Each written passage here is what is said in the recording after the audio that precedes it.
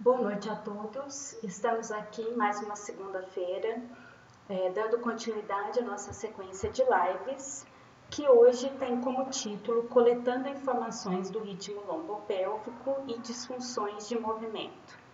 Para quem achar que o tema é relevante, que o nosso canal tem sido relevante para melhorar o seu conhecimento, para a sua atuação no método Pilates, não deixe de seguir-nos no YouTube e de curtir as nossas aulas. Indique para os seus amigos, compartilhe, porque assim nós temos uma visualização maior no nosso canal e podemos atingir mais pessoas.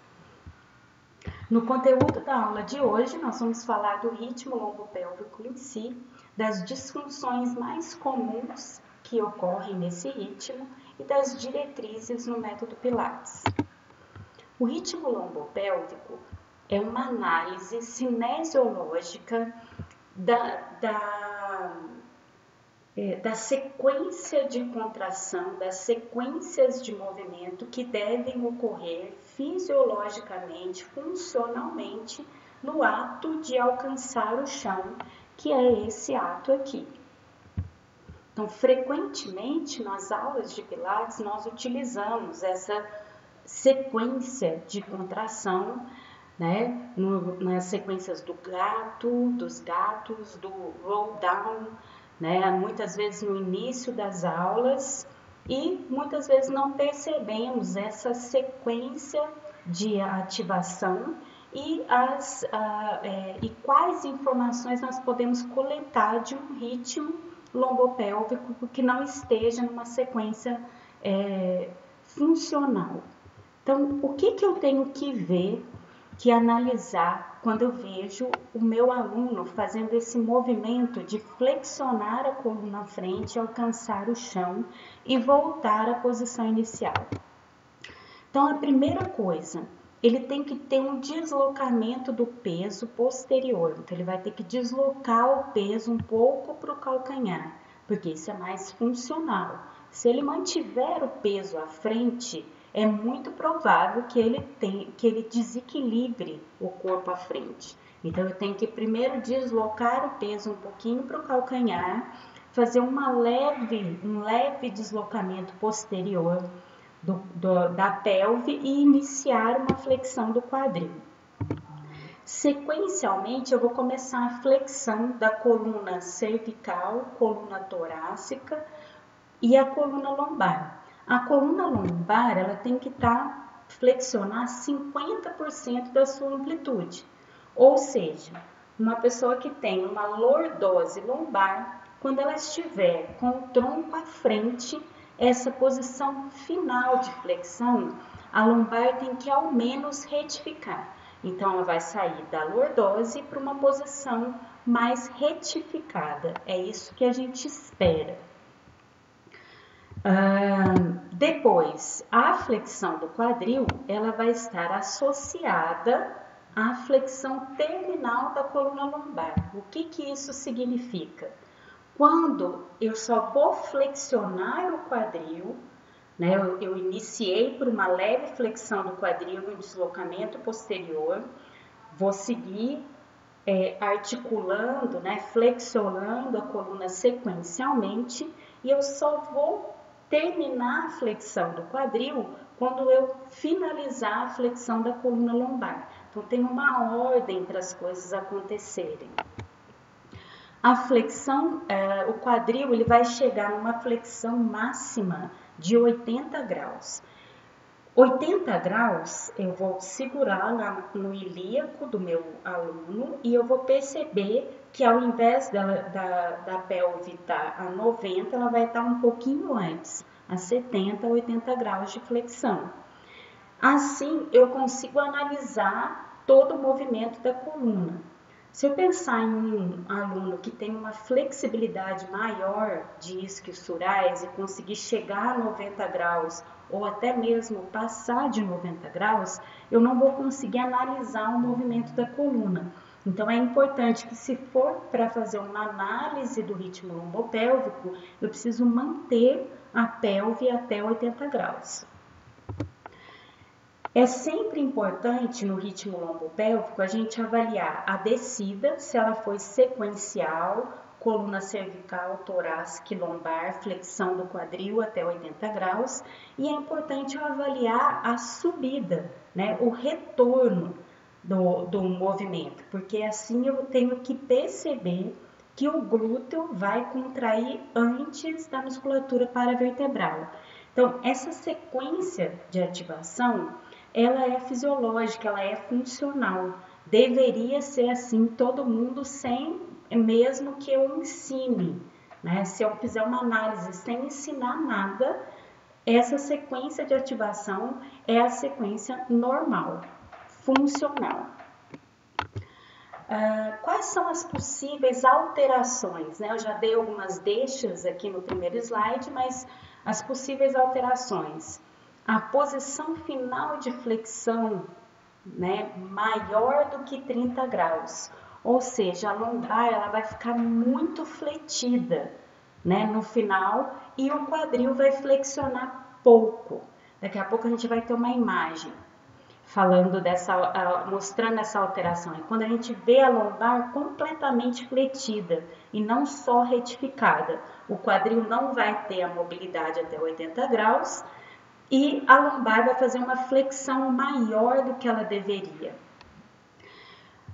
É muito comum nos homens movimentarem mais a coluna lombar, enquanto as mulheres têm uma tendência de movimentar mais a pelve.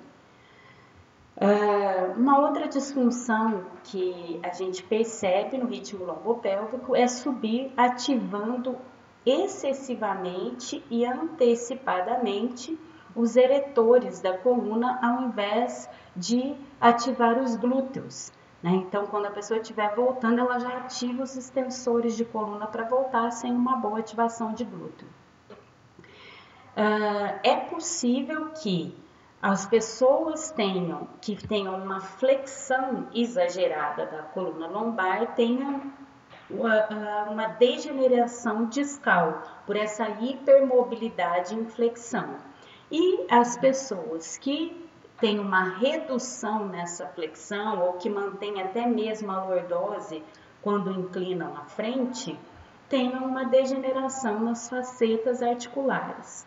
Então, é possível que a gente consiga identificar, não nesse momento, essas degenerações, mas que essa disfunção de movimento pode levar à degeneração discal, quando a flexão é aumentada na coluna lombar nessa posição, e uma degeneração das facetas articulares, se ele tiver uma tendência de manter a lordose durante a flexão. É importante, né, a gente identificar se existe uma flexão excessiva na coluna torácica. Pode ser uma flexão excessiva por uma restrição de movimento do quadril. Então, a pessoa, ao invés de movimentar o quadril até 80 graus, né, de descer um pouquinho mais aqui no quadril, ela aumenta a flexão na torácica, né? Então, ele tem uma hipermobilidade na torácica, uma hipomobilidade na lombar e no quadril. Pode também apresentar uma diferença de rigidez ou encurtamento de glúteo máximo e isquiosurais em relação aos extensores da coluna, ilho costal, longuíssimo e semiespinal torácico. Então, imaginem que os isquiosurais e os glúteos são mais rígidos, são como a mola do trapézio, que é a mola mais pesada que nós temos no estúdio, e que a musculatura da coluna é a mola de braço, né, que é a mola mais leve que nós temos no estúdio. Então, ao inclinar o tronco à frente, a mola mais leve vai tender a distender mais, e a mola mais dura vai tender a manter essa rigidez. Isso pode ser trocado também. A mola do trapézio pode estar em cima e embaixo está a mola de braço. Então, a tendência vai ser o movimento acontecer mais no quadril do que na coluna. Isso não significa que é mais forte ou mais fraco ou que seja encurtado. Isso é uma diferença de rigidez. Quando vai realizar um movimento, aquela musculatura tem menos rigidez. Quando comparada a outra que também realiza o movimento, aí o movimento vai tender a acontecer no local que tem menor rigidez. Se apresentar esse tipo de flexão à frente e o seu aluno for um adolescente, é importante pesquisar a doença de Sherman, onde há um desabamento dos corpos vertebrais da coluna torácica, né, e por isso essa hipermobilidade. Então é comum na adolescência e é importante que a gente fique atento aos adolescentes que têm esse padrão de hipercifose, de hipermobilidade em flexão na coluna torácica. O ritmo lombopélvico, ele nos dá como informação a flexibilidade geral da cadeia posterior. Então, a gente sabe como é a mobilidade geral dessa cadeia. A gente pode observar nesse ritmo o ângulo tibiotársico, os joelhos, se existem algumas retificações vertebrais, qual é a posição da cervical e a distância da mão do chão. Nós vamos falar de cada uma dessas partes. Então, quando eu realizo esse ato de alcançar à frente as mãos, o ângulo entre a tíbia e o tarso, né, o ângulo tíbio-tarso, ele tem que se manter por volta de 90 graus, né? Quando ele aumenta essa angulação, isso significa que existe uma rigidez, né, ou uma retração da musculatura de sólio. Né? O sólio é aquele músculo que está embaixo do gastrocnêmio e ele é um músculo monoarticular. Ele faz a flexão plantar do tornozelo, mas a maior função dele é manter o posicionamento, né, principalmente a sua ação excêntrica durante a marcha.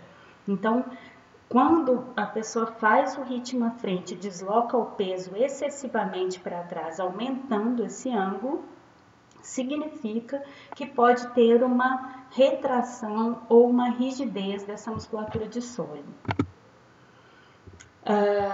É importante que a tíbia, né, que mantenha uma continuidade entre a tíbia e o fêmur, ou seja, não pode acontecer aqui uma hiperextensão de joelhos. Né? O sólio, como ele puxa, né, ele aumenta o ângulo tíbio-társico, ele também pode ser uma das razões da hiperextensão do joelho. Às vezes a pessoa, na posição ortostática, em pé, ela não tem hiperextensão de joelho e quando ela realiza esse movimento de alcançar a frente, ela tende a hiperestender. Então, isso pode ser uma retração também de sólio e também uma provável rigidez da musculatura de isquio-sural, que não está permitindo que a pelve incline, né, que o quadril flexione à frente até 80 graus. Se os joelhos estiverem em flexão, né, a pelve foi, né, o quadril flexionou até 80, 70, 80 graus, porém os joelhos fletiram. Né? Então, se os joelhos estão fletidos, significa que o meu aluno tem uma rigidez, né, nos isquios surais, especialmente semitendíneo e semimembranáceo, se os joelhos tenderem a rodar internamente. Então, é sinal que essa musculatura interna, né, os isquios surais mediais estão mais rígidos do que o bíceps femoral que está externo, que está lateral. Agora, se durante a flexão do tronco à frente, os joelhos tenderem a rodar externo, é o oposto. O bíceps femoral provavelmente tem uma rigidez aumentada quando comparado aos isquios surais mediais. Mas o que é mais comum essa rigidez aumentada de semitendíneo e semimembranáceo. E quando a pessoa faz a flexão na frente, os joelhos, né, o quadril tende a rodar internamente. Uma outra disfunção que nós podemos perceber são as retificações vertebrais. Né?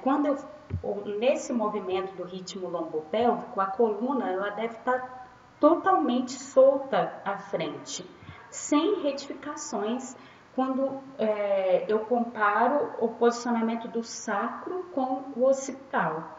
Então, se tiver alguma retificação, é sinal que aquela região está com uma hipomobilidade. Né? Então, é importante ir trabalhando, né, no método Pilates a mobilidade da coluna para que ela fique espontaneamente solta do sacro até o occipital. A posição da cabeça, né, e da coluna cervical, ela é muito importante também nesse ritmo lombopélvico. Então, a cervical ela tem que estar espontaneamente solta à frente, a cabeça, o topo da cabeça em direção ao chão. Se ela não tiver, pode ser uma tensão, né, uma retração da musculatura extensora da cervical, né, que é a musculatura que sustenta o tempo todo a nossa cabeça contra a ação da gravidade. Então, muitas vezes essa musculatura fica tensa. Então, se a musculatura estiver tensa, a cabeça não vai ficar espontaneamente solta. Então, é muito comum que as pessoas, quando realizem com cervicalgia, quando realizam esse movimento, sintam um pouquinho de incômodo para soltar a cabeça. Então, isso significa, pode significar que ela tem uma retração dessa musculatura paravertebral cervical. As diretrizes, então, no método Pilates. Então, a partir dessas informações que eu coletei, eu vou trabalhar cada uma das disfunções de movimento. Então, se eu percebi que meu aluno tem uma restrição de movimento no tornozelo, por uma retração do sólio, uma tensão da musculatura do sólio, eu vou trabalhar o alongamento e vou fortalecer o oposto, né? Para fazer uma mobilidade ativa também do tornozelo. Se eu perceber que meu aluno não está contraindo o glúteo devidamente, né, na hora de retornar da posição, eu posso trabalhar glúteo isoladamente para que ele entre funcionalmente na sua função.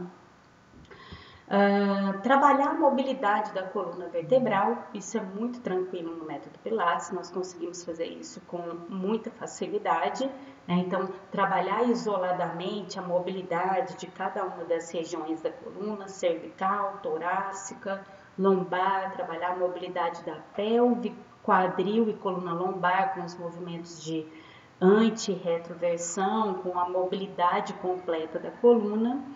Enfatizar, né, então, essa mobilidade lombopélvica, que nós temos muita facilidade de fazer isso com os exercícios do método Pilates. Um exemplo disso é a ponte com o rolamento do quadril, então eu consigo trabalhar essa mobilidade da pelve em anti e retroversão e trabalhar o movimento como um todo, enfatizando a ordem correta de contração muscular. Então, não é incomum, eu vejo muitas pessoas iniciando a aula de Pilates com esse roll down, né? Iniciando como se eu estivesse fazendo um roll-up em pé. Então, trabalhar a mobilidade de cada um dos segmentos, da coluna cervical, coluna torácica, depois a lombar, depois vai a pelve, e voltar ativando sempre isquiosurais, glúteos e, sequencialmente, a musculatura paravertebral. Muitas vezes eu vejo as pessoas fazendo o gato na cadeira ou até mesmo o roll down, pedindo para o aluno manter o peso à frente. Então, é importante lembrar que mantendo o peso nos dedos, eu vou estar colocando um desafio a mais para o meu aluno e lembrar que isso não é funcional. Então, quando nós pensamos em nossos alunos que nós temos que melhorar a funcionalidade, eu tenho que permitir que ele desloque o peso para trás quando ele vai realizar esse movimento de alcançar o chão. Em relação à distância das mãos do chão, eu percebo na minha prática que isso é um detalhe muito valorizado pelos nossos alunos, né? Eles gostam, eu acho que é um sinal de melhora muito grande deixar a mão chegando mais perto do chão. Só que lembrando que isso não quer dizer que ele fez um ritmo lombopélvico de maneira sequenciada e funcional. Então, ele pode estar deslocando o peso muito atrás, ele pode não estar movimentando muito a pelve, pode não ter áreas de retificação, né, regiões de retificação na coluna, porém isso é de grande significado para o nosso aluno. Então, é uma das coisas que eu posso anotar, né, e mostrar para o aluno o quanto ele melhorou, apesar que é uma coisa que eles já gravam muito bem. Um pouquinho que eles conseguem chegar mais perto do chão, normalmente eles já têm essa medida bem gravada na memória. Bom, queria deixar aqui então o nosso Instagram, o nosso Facebook e o nosso canal. Indiquem para os seus amigos e gostaria de lembrá-los que nós temos uma formação iniciando em São Paulo, agora dia 25 de junho. Esperamos vocês!